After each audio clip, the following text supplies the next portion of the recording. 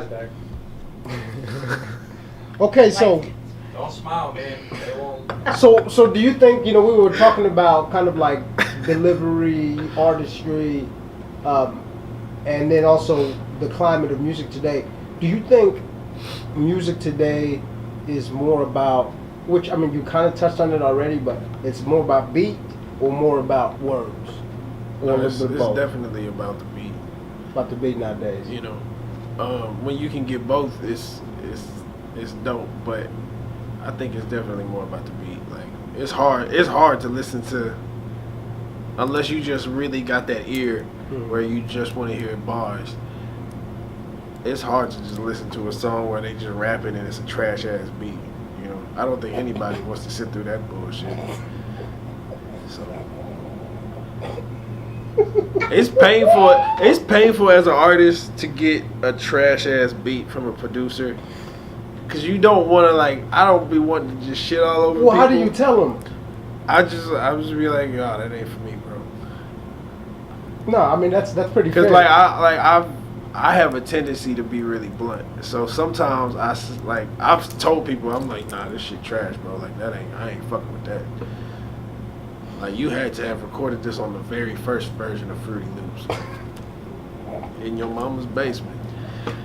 So now let me ask you in regards to how it is now. Yes, we do. You do need a good beat, if to accompany anything, and then also need good vocals to accompany a good beat.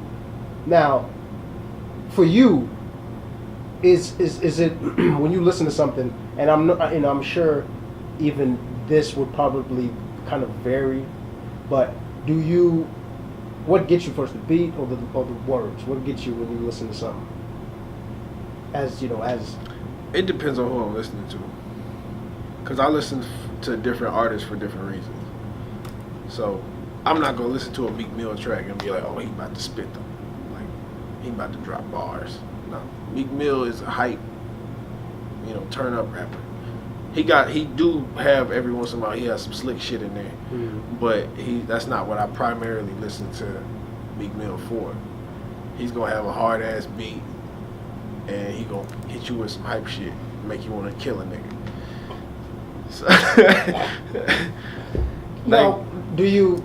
But if I'm listening to J. Cole, I know he's gonna say something that means something. You fishing for You some know what I'm bars, saying? yeah. So sometimes J. Cole beats don't always start off super dope. Right. You know what I'm saying? He does have some dope ass beats, but sometimes they don't start off like that. But once he gets into his content, that's what carries the song, not so much the beat. You know what I'm saying? So for me, it depends on who I'm listening to and why I'm listening to that person.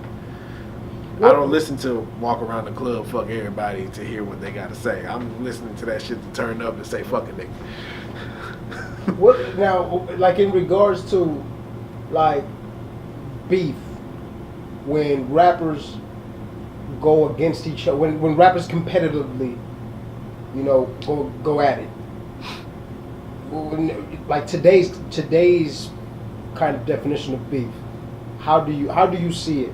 And then is it something that's benefiting us as rappers and as for the culture, or is it something that's not? What do you think?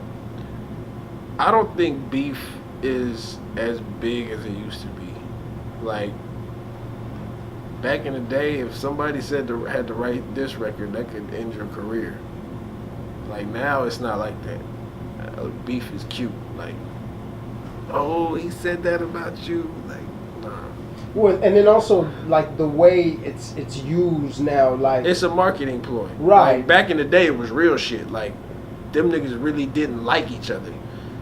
So is that would you consider that a I don't want to say a good strategy, but like a formidable strategy? Like, yeah, I mean, if it works, why not try it? Or like, what do you think about even that approach? Going, all right, for me to get famous or for me to get on, I'm gonna go at so and so, just for that fact. I would never do it, but I mean, I'm not gonna sit here and knock somebody for what they doing. If they did it and it worked, then how I'm gonna say like, oh, you shouldn't have did that?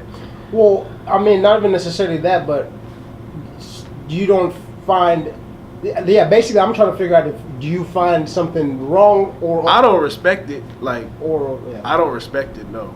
But if that's what you do, then more power to you. If it works, I can't tell you not to do something that's working. So let's say somebody brought your name into something who was kind of like a nobody, and out of nowhere, this dude just came out with like some track, this and these.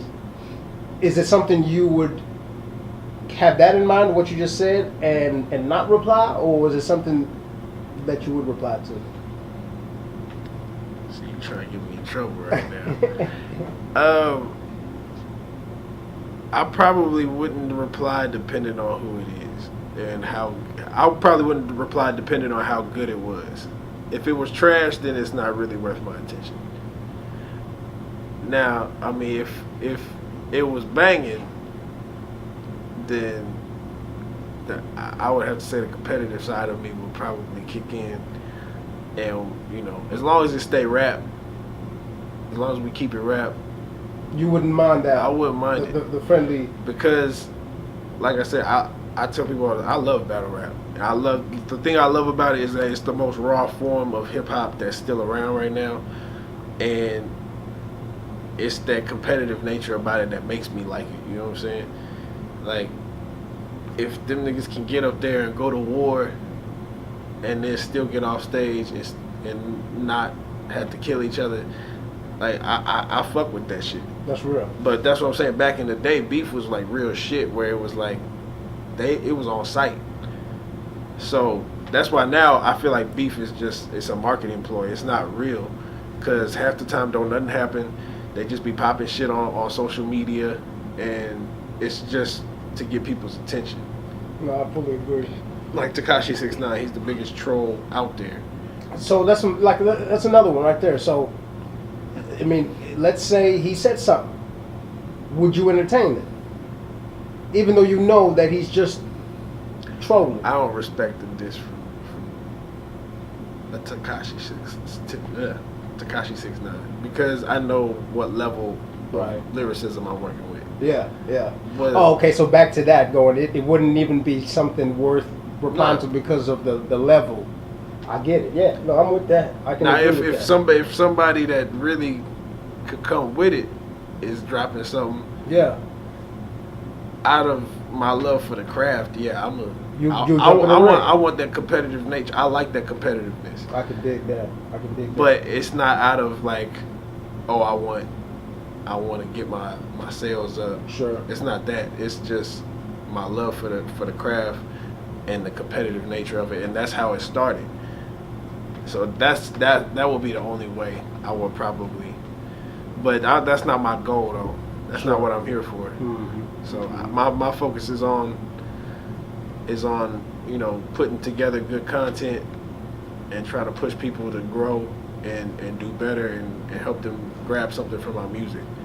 There's always that competitive side that I go back to what I like, my love for battle rap, but that's not what I'm in this for. And before we touch on battle rap, I do want to touch on something that to like support doing what doing these things that we love, our passions, turning our hobby into a passion into a career. You have to have support systems for you to get to a place of success, right? Mm-hmm. For you, who and what could you call your support overall in regards to your push? What is your support system in this thing we call hip hop music? I mean, definitely my wife. She really holds me down and gives me good input whenever I need it.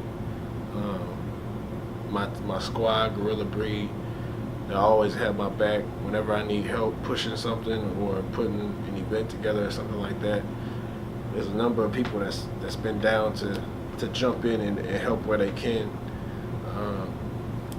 Javon Sparks, and really a lot of people in the Oklahoma music scene have, regardless of what their status is, there's artists that have done bigger things than me that has, I reached out to them.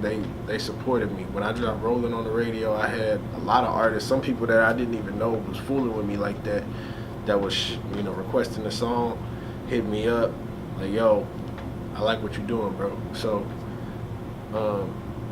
I mean, it's really been a lot of love that I received from the Oklahoma music scene since I came here and I really got back into doing music.